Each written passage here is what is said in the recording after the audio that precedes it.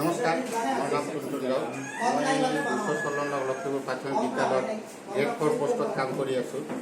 আমাৰ যিটো বিদ্যালয়ত কিছু কৰিবলগীয়া বস্তু আছে, যেনে ধৰক কোমোৰা। আমাৰ আজ কোমোৰাৰ খেতি হৈছিল, কোমোৰাৰ গাছ আছে। এতিয়া মই নিজে কোমোৰাখন কাটি লৈ আহিছোঁ। তাৰপিছত আমাৰ কিচেন গাৰ্ডেন আছে, য'ত খেতি কৰা হৈছে বৰ্তমান। আৰু লগতে আমি দীপাৱলী উৎসৱো পালন কৰি আছোঁ প্ৰত্যেক বছৰে।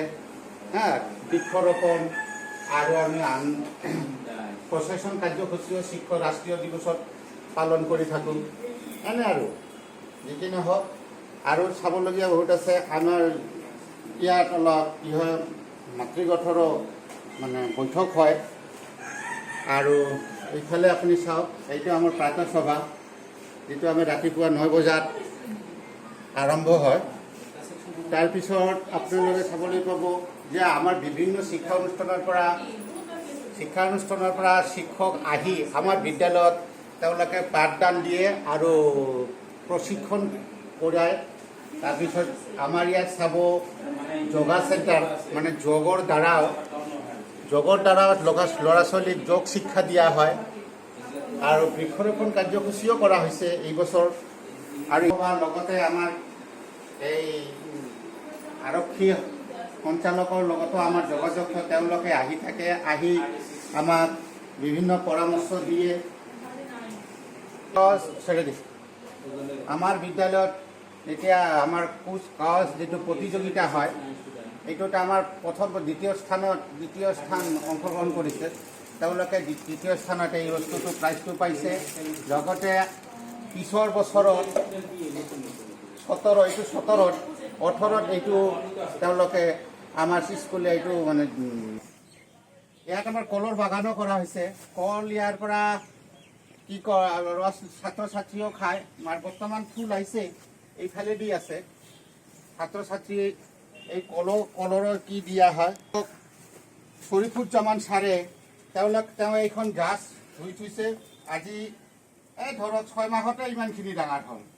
যি কি নহওক, ছাৰৰ অৱদানটো বেলেগ ধৰণে। আৰু তেওঁ ইয়াতো এটা গাছ ৰুইছে। এইটো হ'ল অৰ্জুন গছ। এনে চাওক, লেবুৰ বাগানো আছে, লেবুও আছে। লেবু কেইটা উঠাই লৈ গ'লে লেবুও আছে। তাৰপিছত আম গছ, কঁঠাল গছ। এইবাৰ আমি কঁঠাল পাৰি আমি ল'ৰা ছোৱালীবিলাকক খুৱাইছোঁ।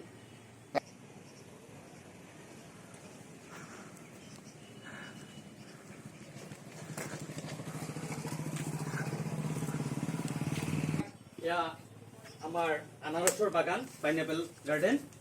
আমি স্কুলৰ সমূহ ছাত্ৰ ছাত্ৰীক লগত লৈ পেলাই এই গাৰ্ডেনটো কৰিছোঁ। আৰু বিশেষকৈ মোৰ লগত আমাৰ সতীৰ্থ এইগৰাকী ব্যক্তি টুনটুন ৰাউতে সম্পূৰ্ণ সহযোগ কৰিছে। আমাৰ বিদ্যালয়ৰ গোটেইখিনি ছাৰ বাইদেৱে মোক যথেষ্ট সহায় কৰিছে, যাৰ ফলত আমি এই আনাৰসৰ 2 বছৰৰ পৰা সেই আনাৰসৰ আমি সেই বাগান খেতি কৰি পেলাই আমি ইয়াৰ পৰা আনাৰস পাব পাৰিছোঁ। আৰু সেই আনাৰসত যিখিনি ফল দিছে, সেইখিনি আমি ছাত্ৰ ছাত্ৰীৰ মাজত কাটি পেলাই সিহঁতক আমি খুৱাইছোঁ। এয়া আনাৰসৰ বাগান। আমাৰ ভিতৰত কিচেন গাৰ্ডেন আছে।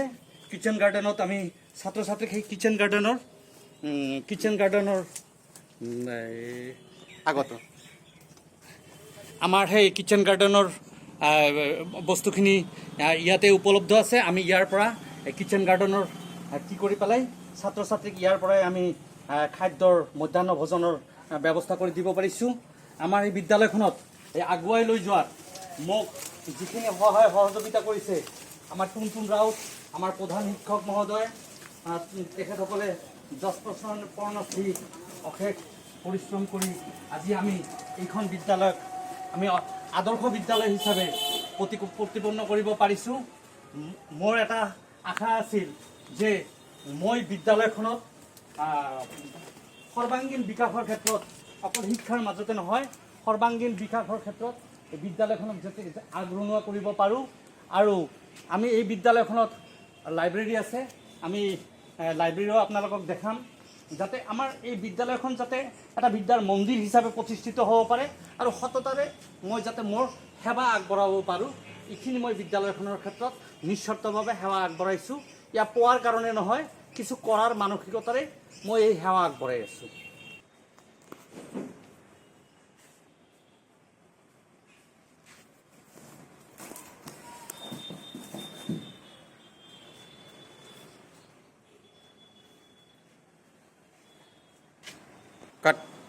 আমাৰ পুথিভঁৰাল, আমি পুথিভঁৰালত প্ৰত্যেকটো শনিবাৰে আমি ছাত্ৰ ছাত্ৰীৰ মাজত এই পুথিভঁৰাল দায়িত্ব মোৰ আছে।